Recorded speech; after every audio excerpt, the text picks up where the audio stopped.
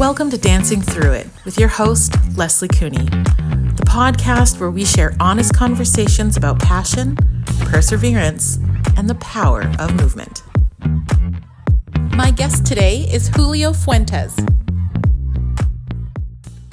Today on the Dancing Through It podcast, I always say I feel very lucky, but particularly because I've been wanting to talk to this human for a hot minute. We have the talented, the wonderful Julio Fuentes, originally from Vancouver. I actually don't know if you're like born and raised in Vancouver, but now working out of Toronto.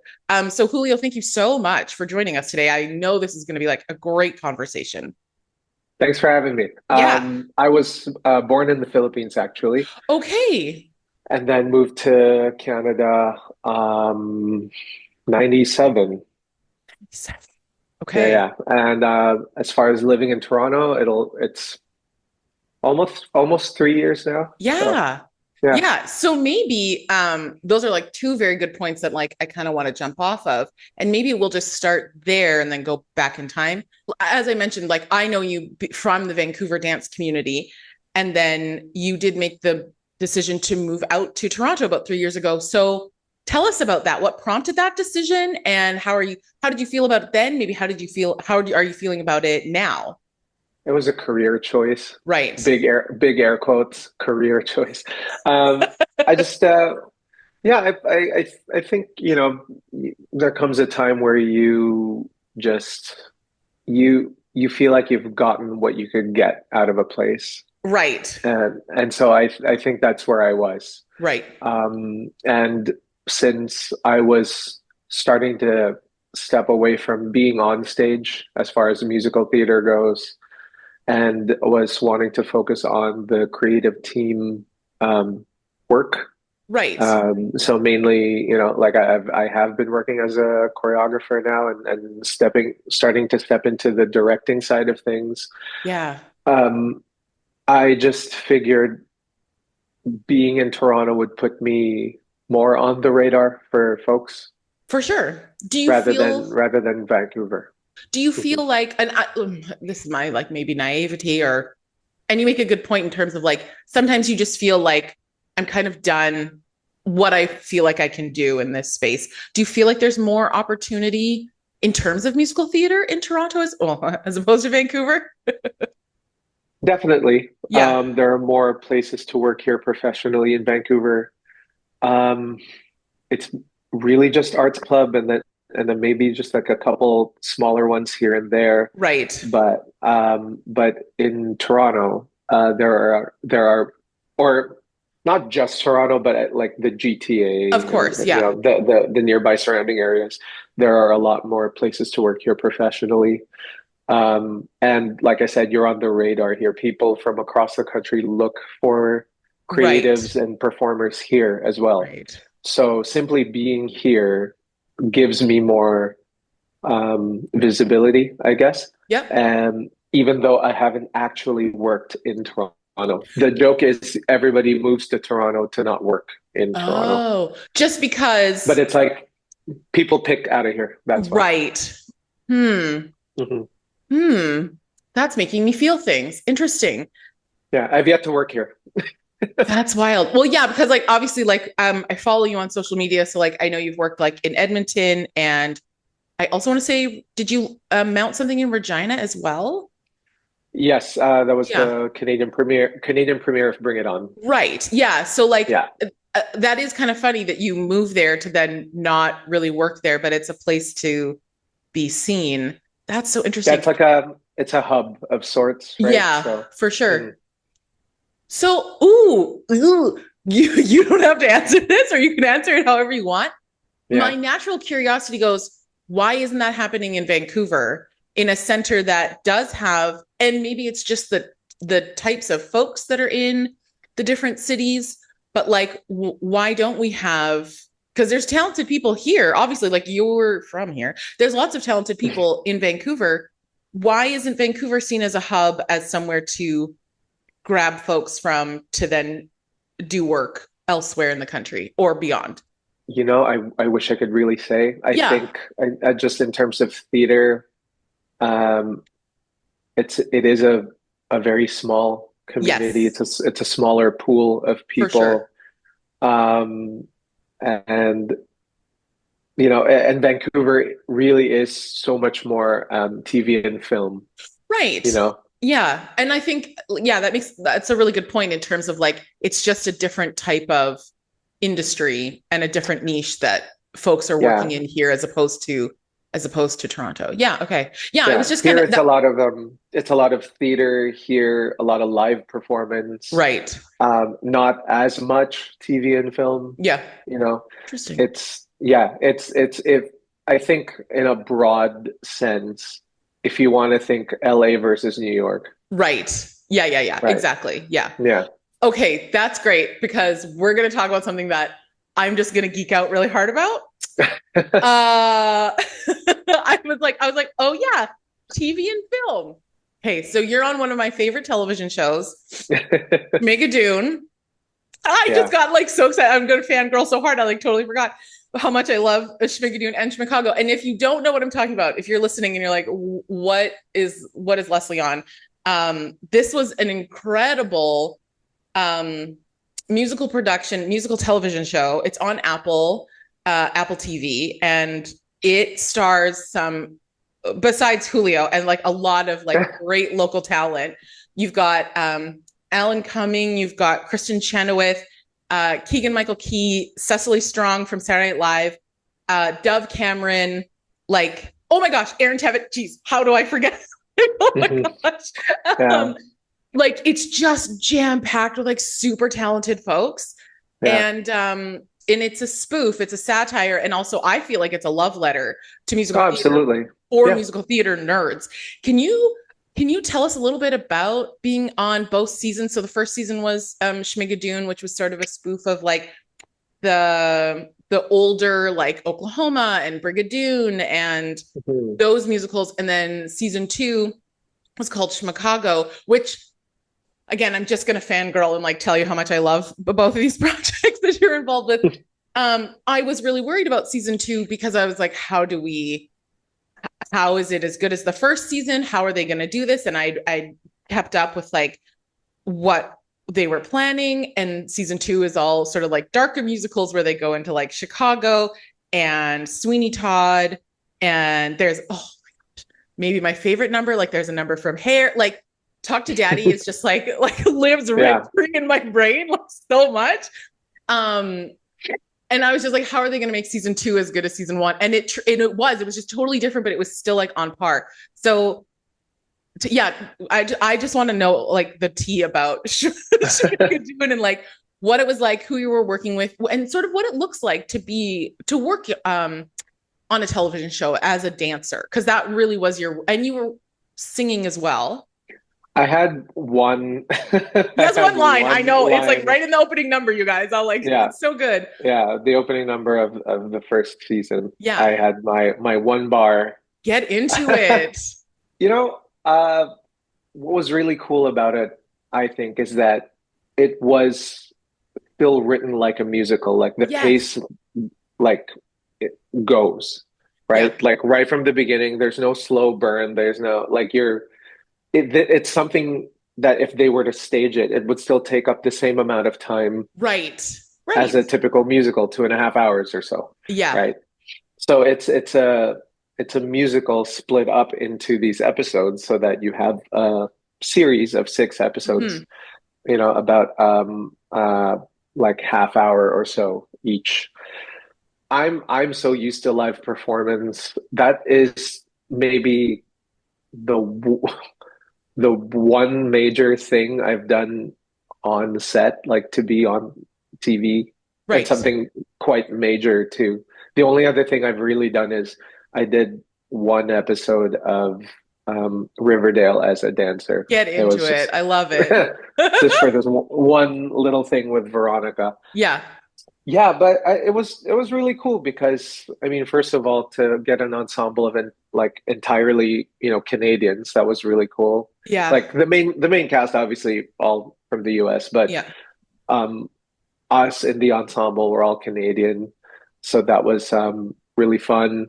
Um, Quite the audition process for the first season, I think I submitted like 3 or 4 tapes Whoa. and still did a Zoom audition. The Zoom audition was a surprise. It was so funny. I was in Edmonton. I was teaching at a friend's uh, intensive, Yep. and this was still like in the thick of COVID, and we were all Right. still trying to like make things happen, Yeah, um, absolutely. masks, distancing, everything. Um, the day before one of my long days, I get an email from my agent saying, "Oh, you're part of a Zoom callback for what they were calling back then as put-in." Well, And I was like, which if you know, you know, I'm like, "Yeah, that's such a good like sort of like yeah, code word for that show. Love it. yeah, put-in, yeah." So Couldn't. yeah, if you know, you know. Did somebody say? Um, so I'm like in a panic, telling my friend, the studio owner. And she's like, "Oh my God, no, this is huge. We'll move your classes around. Great, awesome, thank you." I'm in one of our other unused rooms on Zoom. This is the first time I've ever done a Zoom audition too, and Right. frankly, I hate it. Um, and it's funny because Chris Gatelli, the choreographer, was like, yeah, like this is just like something you can do in the living room. That's fine." But I was thinking like, you know what, just to be safe, I'm going to be in a proper studio space. For sure. And our audition combo was the curtain call for Newsies. Cheapers. Yeah, like we're jumping and turning and everything. Newsies is like, yeah, it's big. It's big dancing. Yeah, like and there's like he wanted like this fouette section at the end. I was like, who in their living room is doing this? Um, and me being like, okay, I gotta make this work. And my fouette's on my right side, which is everybody's side, is absolute trash. So I was just like, I'm gonna do it on the left. I don't care. Like I'll do it on the left. Right. Anyway, so we're in this, and I'm in this Zoom call with like 50 other people, and I'm seeing some people I know, and they're in their living rooms. Some are in Right. studios. Some people's internet connections are dropping in and out, and it was the most chaotic thing. Um, yeah, I but believe it. after 4 tapes and that, like a few weeks later, I found out I got it. Super cool. Yeah. And that I would get one The one line. line. The scream I was like just watching it, you're going like this and you're picking people out, and even like I had a former student that was one of the school kids, and I was like, I didn't know, Yeah, and I just was like, oh my gosh, like my poor husband sitting next to me, he's like, you need to calm down. I'm like, no, no, like this is yeah, like so cool and so fun. yeah, yeah. But it was a really cool experience. Yeah. I mean, despite it being in the thick of COVID, it was Yes. uh, we were all really really cared for, which That's was so fun. great. And for me too, as a choreographer, it was great for me to see like be able to watch some playback and see like, oh, that's why Chris blocks us this way. Because if Right. when you're on stage, you have to think of as many perspectives as possible. But when Hmm. you're on camera, you can force perspective. Right. And so in this space where I'm kind of like, this feels funny. Right. Like we're so weirdly close to each other, and then you see the kind of lens they were using and the kind of shot they were going for, and it's like, oh, okay, that's why. Just trust Yeah. trust what they're seeing on On their over end. there in Yeah. Video Village. Yeah. And I um think that's such a good parallel because even in a live performance, when you get feedback from either like an adjudicator or your teacher, you feel one way about your movement, or I always have kids and I'm like, oh, did you think you were pointing your toes? They're like, yeah, I really did. I'm like, here's the video, or like, I'm telling you, you're not. And it's that, yeah, there's something to be said in terms of what lens you're viewing through, and also that you don't always have all the, like when you're in the performance space, you don't always have all the information that the folks who are viewing you, especially when it's for television, because it's such a different beast in terms of, like you say, how to block and how to stage and where you're putting folks. And yeah, exactly, the camera also, if folks don't know, Chris Telly, who's the choreographer for Schmigadoon. Also, just most recently did, maybe not most recently, there might be a project since then, but he also choreographed Death Becomes Her, I'm pretty sure. I think he directed it as well. Yeah. Yeah. So I was Hmm. like, it's cool to go from that. And then I'm sort of like following these folks of like, oh, where do their names pop up Hmm. later? Can I ask you a really selfish question? Do you have a favorite number that you did in either of the seasons? It's definitely Talk to Daddy. It's so Yeah. good. Yeah. It's so, so good. Yeah, Cinco Paul, Yeah. he's sort of the main writer and composer of the show. He has such a brilliant way of combining all of these elements that you normally wouldn't think Right. go together or Yes. have not come together. Yes. So, for those that don't know, Talk to Daddy references The Rich Man's Frug, but Yep. also Rhythm of Life, Okay. right? So you have those two things, very opposite Yeah. feeling and looking things, right? Yeah. And so we're doing Fosse movement, but we look like hippies. Yeah. Um, and like it's so fun to build all these shots that are like, okay, so now this is a reference to this, And but we're it's, gonna do it this way. yes. Yeah, yeah. So between Cinco and Chris, Yeah. the way, kind of like you said, it's a bit of a spoof, but ultimately it's actually a love letter It to really all of is. these to all these wonderful movie musicals we grew up with. Yeah. So even like shot for shot, it's like, I know. we're referencing something, people who know of these musicals will Oh, really be able to spot it, a but then hundred they'll also see percent. like, but this is this version, right? Yeah.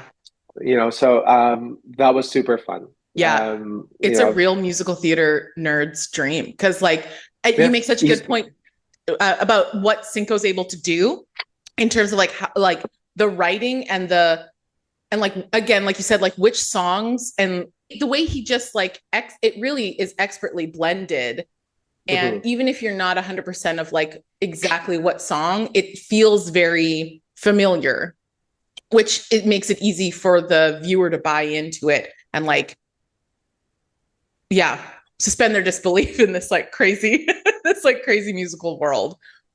Yeah, it still gives you a sense of the nostalgia and the Yes. familiarity, Yeah. here and there, Yeah. um, but in this kind of crazy world Yeah. that Cinco has kind of come up with. Yeah, I think it's super clever. There really isn't any other show like it, which is, it's too bad that third season didn't Oh, get picked up my because, heart. yeah, our hearts, like, I know.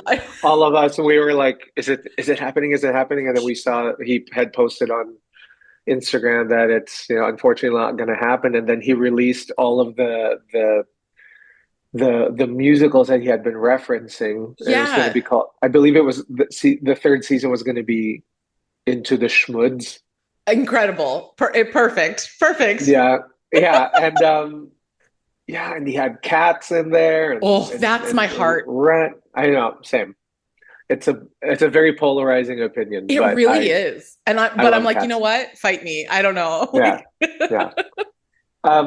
Yeah, so it's too bad. Although he did say that he had fully written it, so who knows? There might be a new life for it. yeah. Maybe another, this is me just wishful thinking because I'd love to be part of it again. But Yeah. who knows? Maybe another, some other sort of streaming service, some other production company, or it might be a movie. You know what I mean? Right. Like Yeah. Yeah. it Yeah. could. Yeah. I mean, it's I'm unfortunate because hopeful. the project, like, obviously, like, I love it, but like, it's so unique. And then if it really is fully realized, another, like you say, another production company can like come in and say like, let's go do this. Also, I'm like, oh, do we start the campaign like right now? Like, is that what this is? Where I'm like, okay, so everyone, we're like flood. I don't know who to flood, Apple maybe, or anyone like, and Netflix, anybody who wants to take it. Season 3 is like ready to go. And if you don't know why we should have a letter writing campaign, go get your free trial of Apple TV and watch the first 2 seasons, especially if you love musicals, because like you Mhm. say, it is a love letter. And it's an easy binge. It really is an easy binge. You will really fly through it. Yeah, like you can sit down for like 3.5 hours, Yeah. get through Aaron season Tevitt, you one. guys. And in the first season, he's so funny. You Can't Tame Me just cracks me up so much. It's You know what's funny? That was the phenomenal. role, like my first couple tapes, it was for that role. But I'm like, listen, if it's clear you were gonna cast a bunch of Broadway legends Folks. anyway. Right, right, right. Maybe I wonder if that it was just a like a oh maybe he could be another character. But Yeah, this is the material we have. But for when I saw sure. that the Aaron had been cast in that, I was just like, what were they thinking? I'm just I'm just me. Just let me dance Well, we and want to see. sing one line. Yeah. Since we're on the topic of musicals, which like it truly is one of my favorite things to talk about. And I don't know, controversial opinion possibly is like sometimes in I don't know, maybe this is just my thought, but sometimes it can be seen as a dancer to like be in musicals or like musical theater is sort of like I don't want to say look down on, but sometimes it's maybe not seen as like legitimate as like training hard in ballet or contemporary, and especially maybe in the competitive dance circuit, like I'm sort of looking at it through that lens, which always bums Mhm. me out because as this conversation has proved, like there are there are job opportunities in theater and in musical theater. And I think to sort of poo-poo it or look down our nose in terms of like when we're training kiddos is like kind of dumb because Mhm. it is a legitimate like career. That's maybe a little spicy and folks will like come for me. And like great, like let's have the conversation about it. Yeah, yeah. Okay. Anybody that knows me knows how I feel about this. Get into it. We want to know. We all want to know. No, okay, so I feel like the reason why Yeah.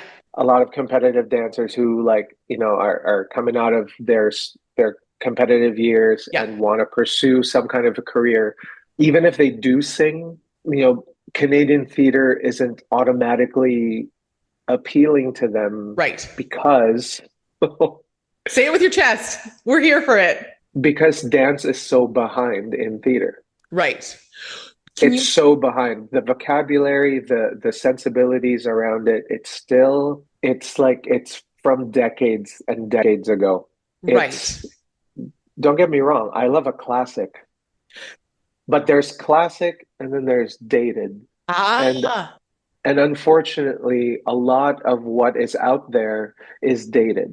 okay. Classic means timeless. Yes. To me, anything that is timeless still changes to be able to fit the sensibilities of and the taste of Yes. the audience and Right. of the performers and all that, but it still maintains its core, Yeah. its essence, So like that's why to me, Fosse's vocabulary will always work.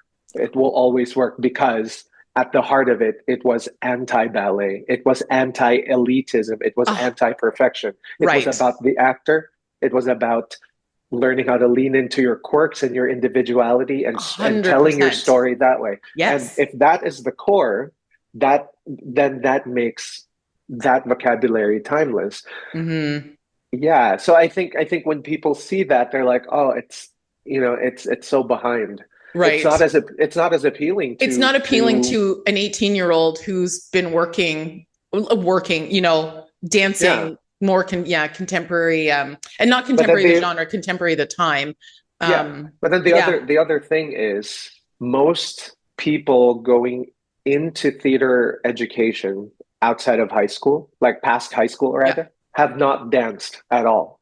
Right. So Right. that's the majority of what theater programs are Programs. getting, right? So Right. because I've been teaching at theater programs, whether as a full time or like a guest kind of faculty Yeah. guy for the last few years, and that's been my main observation. It's like, yeah, they really have not touched dance upon coming into this, Right. Right. right? So because it's a business and they need people, the bar for dance is super super low, but you got to be able to sing, you got to be able to act, and Yeah. that's fine. But I'm also thinking like, oh my goodness, all these like theater programs are happening like in it, for teens and whatever. Make them Right. dance Yeah. because they're coming into to their college training programs, at least in Canada. They're coming into these programs where they're singing and acting quite confidently, but Yes. Yes. but dance is so foreign to their bodies. Yeah. And then the other problem is in these programs, they don't give us much time for people to dance. Yeah. So you're like, I guess we're doing a jazz square and like an arm in a arm, because you're working with movers as opposed to folks Right. who are trained. Yeah. And then here's another hot take. Let's get into it. There is too much emphasis on technique. Mm, But don't get me wrong, technique is of important. It's course. helpful, but technique is a supporting tool. Yeah. Yeah.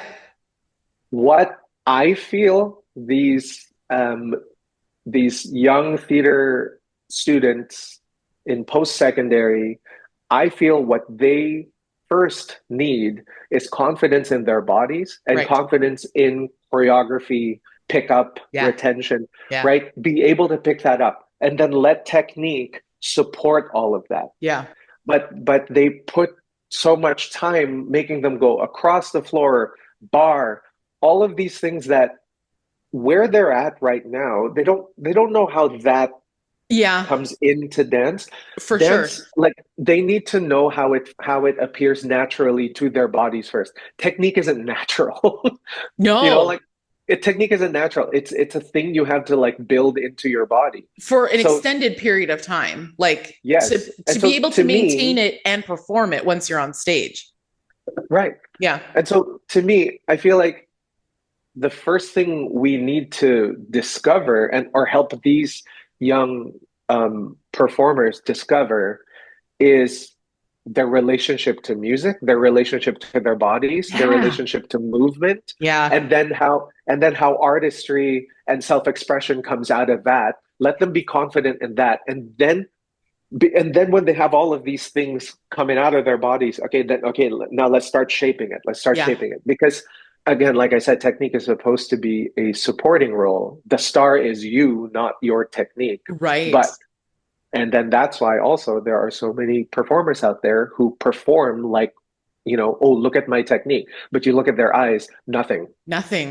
It's the Yeah. same with it's the same with a lot of competition kids. And I'm like, none of you know how to perform. But Yeah. congrats on your impeccable turns and your pointed feet and your crisp, clear lines.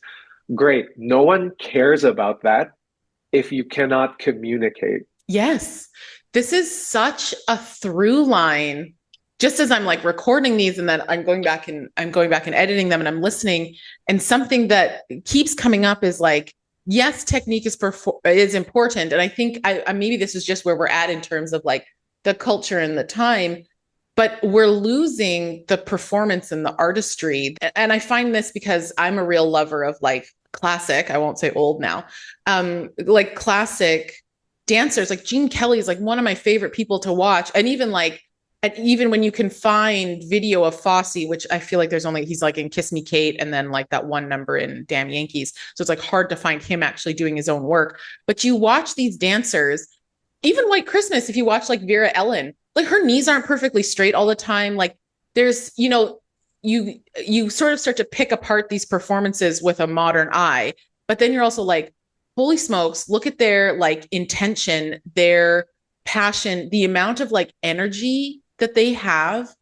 which is hard to capture on screen. So I can't imagine like how big and how full out they're dancing.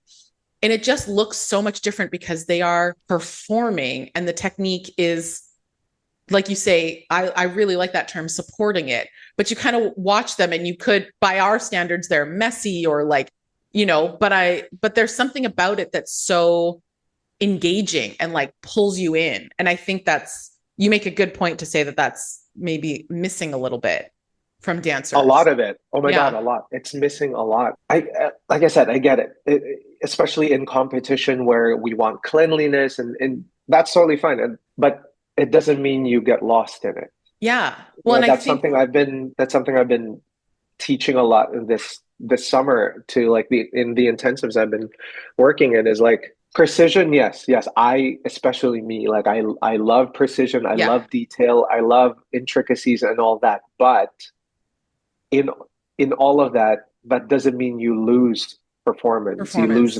You lose the person, Yeah. because our job ultimately is to connect. And Yeah. the only parts that connect are our eyes. Yeah. You can't connect with somebody by kicking. You can't connect. Yeah. You know, I it's it's easy to be impressive. It's harder to be impactful. Oh And my gosh. I and love that. that's what we're missing is Yes. we we want to seek to impress now versus be impactful. And it's, to me, that's, you know, that's something I'm trying to bring back. Like, Yeah, and like, sure, yes, be an impressive performer. I'm all about that. for But sure. don't lose the point. The point is to connect Yeah. with your audience, Yeah. and via that connection being able to invite them into the thing you're doing. Totally. Because simply being impressive, you know, like tumbling passes and blah blah blah blah blah, that still creates a distance, I was just going to especially, say, yes. right? Yeah. It puts you up here where it's like, oh, because look, I can do all these things, aren't I entertaining? Like, or how about, like, I can also do the step touch and sing Dancing Queen to you and like look at you, and then you'll want to join me. Yeah. Yeah. Oh, That's the point. That's the point. The trickery and the flips and tricks and all of that, it's nice to have when you need it, when it's called for, but that's a side dish. It's not the point. You yeah. know, my favorite quote about technique, and I share this as often as I can. The purpose of technique is to ensure that the body doesn't get in the way of the soul expressing itself. Oh, that's lovely. Yeah. Yeah.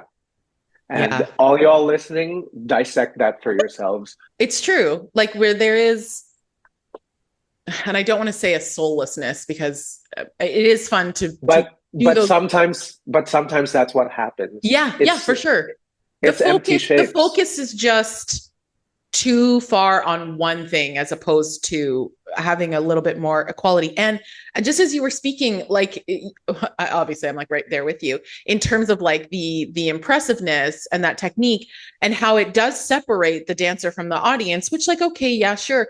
But also I'm realizing that maybe that's becoming a barrier to folks feeling like they can dance. Do you know what I mean? Because I'm sure you've had this where you'll run into friends or people, or you're trying to get like beginner adults to join, and people will say, well, I don't know how to dance, because they are thinking about that style of dance. They're thinking about someone who's like so impressive as opposed to a human to human connection through performance where someone's like, oh, maybe I could do that. So it really creates like it can create an other feeling, which makes people feel like it's not for them. It's something that's not for them. It's something that other people Mm-hmm. do, which is like really Or, disheartening. yeah, or it creates a skewed sense of what is expected. Like, Oh, yes. Yes. I was on the side. I also work as a coach, so I do audition prep, Yeah. or just like one-on-one. Like, hey, what do you need to work on? Is it performance? Great, let's help you. Is it more technical and like physical? You need help with these areas in dance? Great, let's do it. So I was coaching this guy, and really shocking that like what he wanted from me was to help him learn all these tricks and be better Oh, at turning and jumping, because he was just like, I know that that's what books the job. Like, oh, dude, I don't know where you got that. Like, right. to Right. I've held dance calls where I'm like, oh my God, yes, yes, the tricks from this guy, that guy, couldn't hold on to the choreo one bit. And Right. I'm like, I'm not gonna hire you just because you can flip around. Yeah. I I need you also for a this whole show. Yeah, also this is Canadian regional theater. We need you to do everything. You need to act, you need to Yeah. sing, you need to dance. You're doing If all the you have things. if you have a back talk, that's a huge plus. I Yeah. may or may not use it. I don't, Yeah. It's a you know what I cherry. mean? It's a cherry on top, Yeah. potentially. Yeah. Unless it's bring it on, wherein, in this case, absolutely yes, I will use it. Exactly. But Yeah. but if it's like any other musical, if all of you can do a double pirouette, that doesn't bother me. But can you all dance Yeah. this vocabulary that I've created for this show? Yeah. And Yep. if we have of like the eight ensemble, four of you can do your doubles, great. Let me feature that for a hot second. You know what I mean? Like Totally. Yeah. that just reminds me of that one conversation I had with this guy I was coaching. Is he was like, yeah, I need to get my pirouettes, I need to get my jumps, and like I'm learning to do, back handsprings and back tucks and things like Right. that. And I was Right. like, why? He's like, yeah, because I those are the ones those are the qualities or the things that choreographers look for in male dancers. Right. So I'm like, well, I was just thinking like I'll just let you figure that out for yourself in Yeah. your next dance call, because at that point he was so sure. Right. So I was like, okay, cool. We'll I just keep can working. help you in that. Yeah. I just hope you're ready for when the truth actually lands that like, oh, Right. that's actually not what books you. Right. Right. But yeah. Again, it's impressive for a hot second, but Yeah. can you be But then impactful beyond that, in yeah. your audition? Yeah, beyond that, what do you have? And I think if there are dancers, which I hope who are listening, like this is someone who casts things. Like, and I think it's so important that we listen because I think there's I don't think it's a small community. I think it's building of like this I don't want to say impressive versus impactful, but folks who are now casting or working with young dancers, it's like, yes, all that technique is great, but like listen to what Julio's saying. Like that isn't what it's not even what's going to book you the job, nor will it like sustain you through a run where, like you say, Canadian regional theater, where we are playing, you're wearing many hats in a show. So being well-rounded and being able to work as a group, particularly, I think being a great ensemble member is like it's like a key role to figure out how to play and be a part of a team, an ensemble, and work together. And it's so important. Ensemble, if directed and choreographed properly, ensemble is such a fun thing to do and such an important part of the A huge show. part. Yeah. Yeah. And Like I have seen shows where the ensemble was like, well, chef's kiss, but the leads were a little bit like, still enjoyed it because the yes, ensemble was good. yeah. But Yeah, if that's only your leads are good and your ensemble is like floundering about, the yeah. whole show is actually, Yeah. Well, because the you know? ensemble really carries, I mean, it underpins the entire show, depending on what show it is. Like if you've got a lot of those ensemble pieces in some of those more classic musicals, like they are really underpinning the Yeah. whole show and carrying you from scene to scene. Yeah. Yeah. Yeah. Yeah. Yeah. Yeah. Yeah. That's something, I mean, most of my performing life has been in the ensemble. And Yeah. one of my biggest pet peeves is when people go like, "Oh, I'm just in the ensemble." I'm like, don't don't play it down like that. Especially again, if you have a great director and choreographer, the ensemble is a great place to be. Yeah. And A I'm just great place thinking to be. too, as a choreographer, I'm actually just going into I'm going to be working on a panto that I'm choreographing and everyone's ensemble essentially. And I'm Yeah. just like, it is really fun and it's fun to work like especially in terms of musical theater. I can't give a huge dance solo to the lead who has to belt or sing this solo. There's no way, like that's very difficult. You're giving all the like good stuff to the ensemble because there's like supporting what's happening while someone's Mhm. like park and barking at the front. It's like Yeah. Yeah, well, yeah, and like you said, depending on the show, what it needs for and sure. all that. But I think in general, I always like to treat the ensemble like it's the life of the world, and our Yeah. lead characters are experiencing the world through them, Ooh, I love that. Yeah. through their existence and their, Right.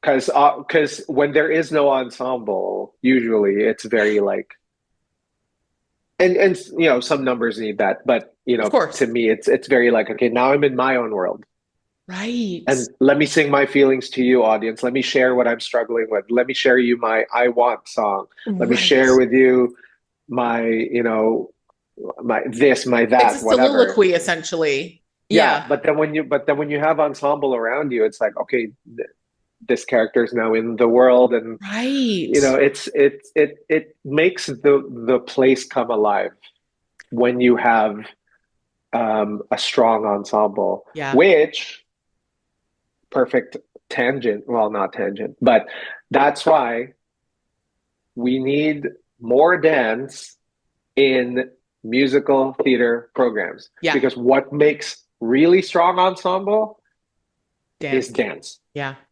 Yeah. Like, yes, sing, absolutely. For Yes, sure. sing. You got to know how to do that. But if For the ensemble, the dancing needs to pull up a little bit for that's a sure. I that's would a agree. very like front-facing job of the ensemble, Yeah. is physicality, Right. Yeah. whether it's movement or dance, Yeah. right? That's a very front-facing job of the ensemble. So if you have an ensemble that isn't dancing, Right. right, then you you really you really create a lot more work for yourself, right? Yeah.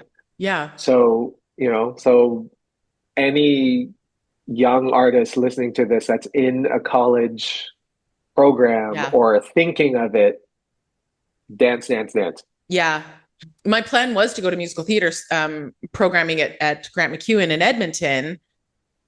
And I was like, I know I can dance. Duh. I can sing. It was the acting for me. And that was what didn't get me into that program because I'm trash at memorizing a monologue. But but I was like, which bummed me out, and it's fine because it set me on my path too. But I just realized I was like, oh, there's a hierarchy within these programs, which is acting, singing, and then dancing, which isn't necessarily wrong in terms of like what you're training, folks for, but also too in terms of looking at like the breadth of a performer's career. The reality is not everyone's going to be in that lead, so we need to like make sure that there's a little more equity between those three And skills. also, coming out of that program, Yeah. what kind of roles do you think you're going to get? Well, that's exactly it. Yeah. You're going to Yeah. do a lot of Especially, ensemble stuff first, which isn't yeah. bad. It's No, great. It's great on the job training, being an ensemble for member, and sure. then possibly like understudying, supporting Yes. roles, and Yes. all that sort of thing. But if you're not having them dancing, because that also develops a part of your brain that singing and acting never will, Right. Yeah. right? And it also teaches you about your body. Yeah. Singing doesn't directly teach you about your body, you Yeah. about your And not in body, the but way that training the body through dance and movement does. exactly. Yeah. And so, and being that you do everything with the body, why wouldn't you dance more? Yeah. Yeah. And incorporate, like, find ways to incorporate that into your singing, like something you're learning about dance, something you're learning about your musculature. Okay, It will somebody's struggling support. with singing, Yeah. use that to help their singing. Same with acting. Like, Yeah. sometimes, The like comfort in as the an act, body is but huge. also even just like being more aware of your body helps Yeah. you in that job, For sure. outside of just memorizing your lines, but it Yeah. helps you physicalize everything you're doing because you are so much more aware of your Yeah. body. Um, And I like, think that gives us a more authentic performance as well. right. And even in memorizing lines, just having a relationship with your body and your space, Yes. and that helps connect all of those things. For sure. When I do this, I say this line, and then when Yes. I Yes. make this point, I go here, and I Yeah. I I, I talk to this person, I touch this person's shoulder. Like, just the job is physical, the job is practical. So why not use the body more, whether Yeah. it's in dance or in movement or what have you, Yeah. rather than just sitting and talking or sitting and singing. Like, I don't know, but Yeah. all I know is that there's not enough dance in these programs. Yeah. Right. Yeah. They're all run a little bit differently, but Yeah, I've for taught sure. it. I've taught at a few big ones, and across the board, my feeling is always you all need to dance more.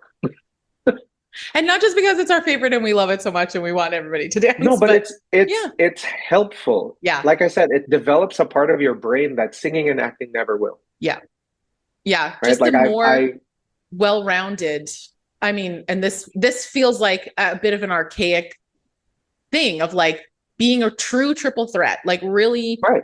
having those skills in your pocket Mhm. and feeling And confident also, in all of them.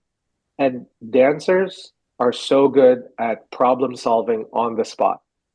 Crazy good. Crazy good. Yeah.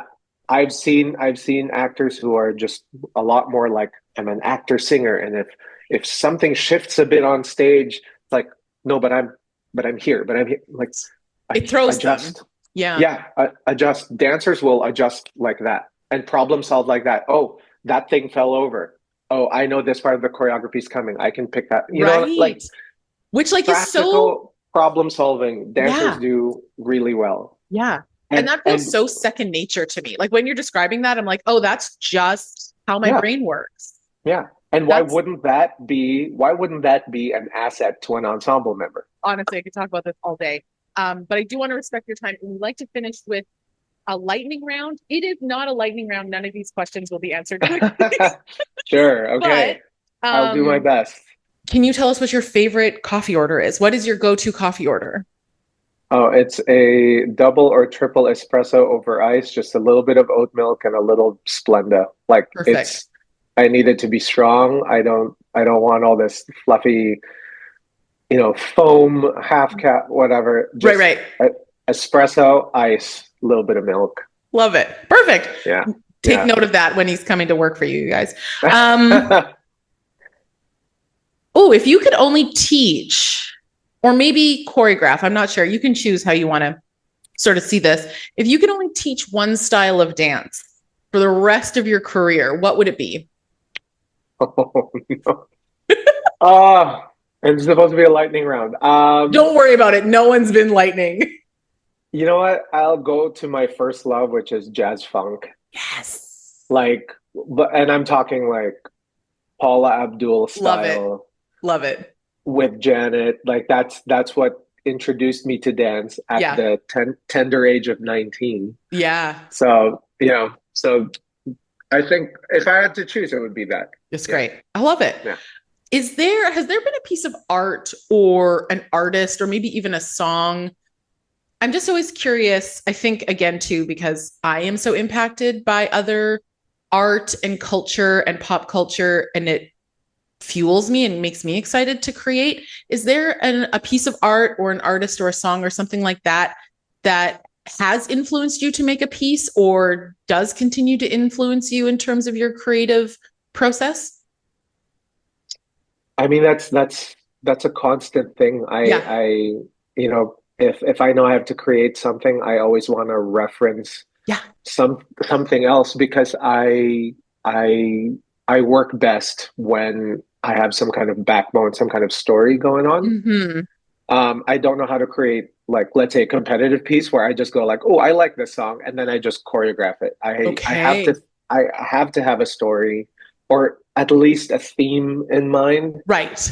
Or one of my quickest tricks is like, let me think of an animal, and then that animal is the basis of movement.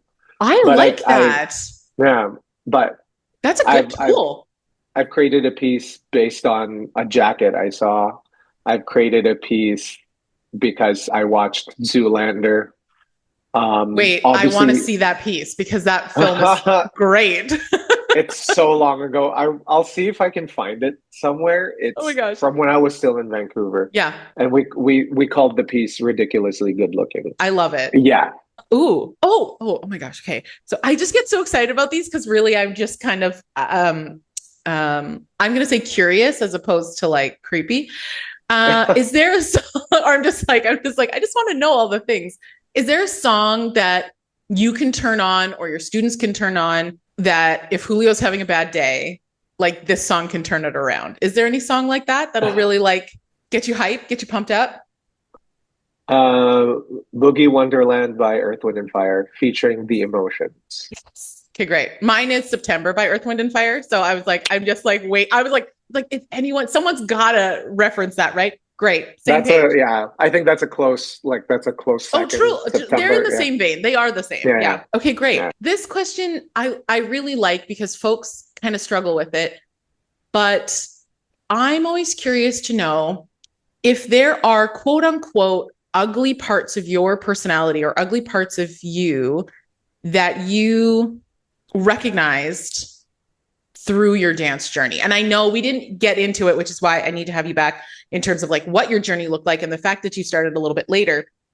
Mhm. But like, I do feel sometimes that dance, and maybe this wasn't your experience because you had a very different experience than a lot of folks who maybe dance in a studio from like 3 to 18. But was there anything about your personality that you were like, ooh, like that came out through dance and you realized like, oh, I maybe have to figure out how to manage that? Yeah, it's how I went about bringing the best out of people. Ah, Yeah, growing up in the Philippines, we like there we had some pretty strict kind of teachers, and you teach the way you've been taught, right, right. and until you can start to see like what that's not working, and Yeah. like kids now don't respond to that, so. So I think yeah I used to be I mean my what's interesting is my standards are still high. They're Yes. still high, and I can still tell people I can provide what I require, but I don't scare them towards it anymore. I've seen that that's a very short term effect, Yes. and then ultimately what I've done is I've just forced somebody to yes like become their best, but not because they've realized that I'm capable. It's because they're like I don't want Julio to get mad at me. Yeah. But now I think I'm learning to help people realize like, yo, you are better than this. This choice you're making right now, you're better than this. Right.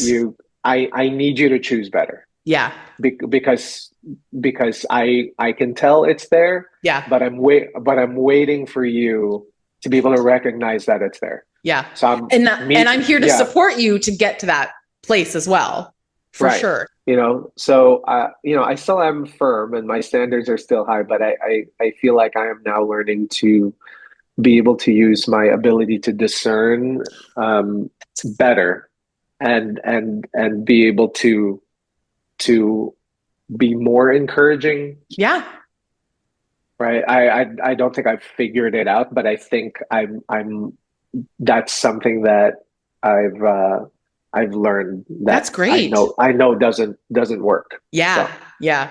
We talk about that a yeah, lot with all the educators that we have on. nice. Last question. If Okay. you can give, and you can kind of choose who you want to send this to, but if you could give one piece of advice, I mean, obviously every episode, and like especially this one too, in terms of like working in theater has been so full of wisdom. But if there's one piece of advice that you can give to, and again, I don't know who you want to give it to, dancers, choreographers, musical theater programs.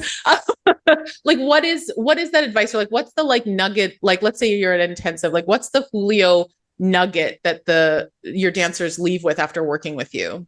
If I could only pick one, I think it would have to be know who you are. Okay.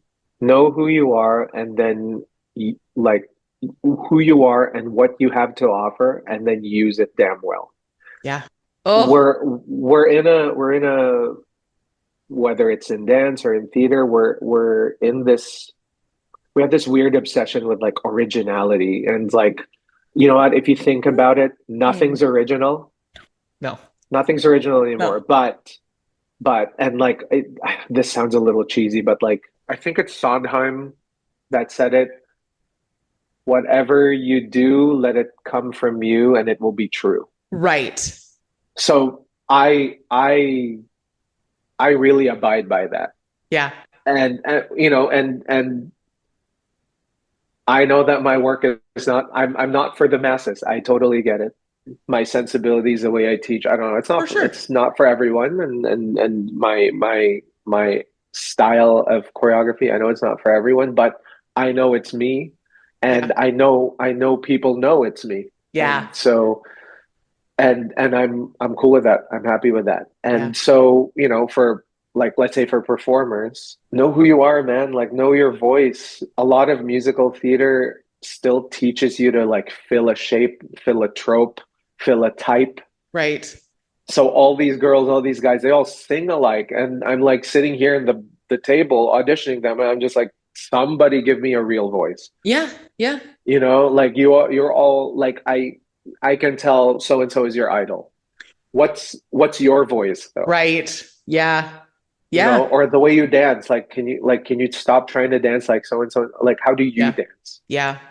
You know, so I think it's and the thing is that's a time thing, right? You It don't really it's is. I know it is. you're not gonna know who you are in your 20s, but I think there can be a getting to know. 100%. Yeah.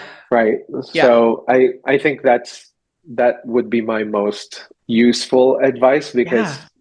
I think from there a lot of wonderful things can be unearthed For sure. of knowing because if you know who you are, then you know what you want. Yeah.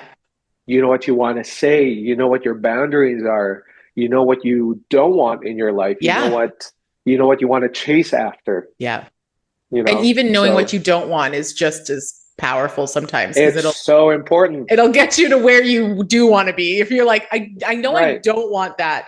There's such a sparkle in finding out what your special sauce is and really Mhm. knowing it and owning it and then walking into the room saying, hey, this is who I am.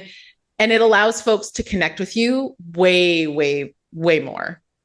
Mhm. And then you know, the word of caution there is you'll also know who is not for you, 100%.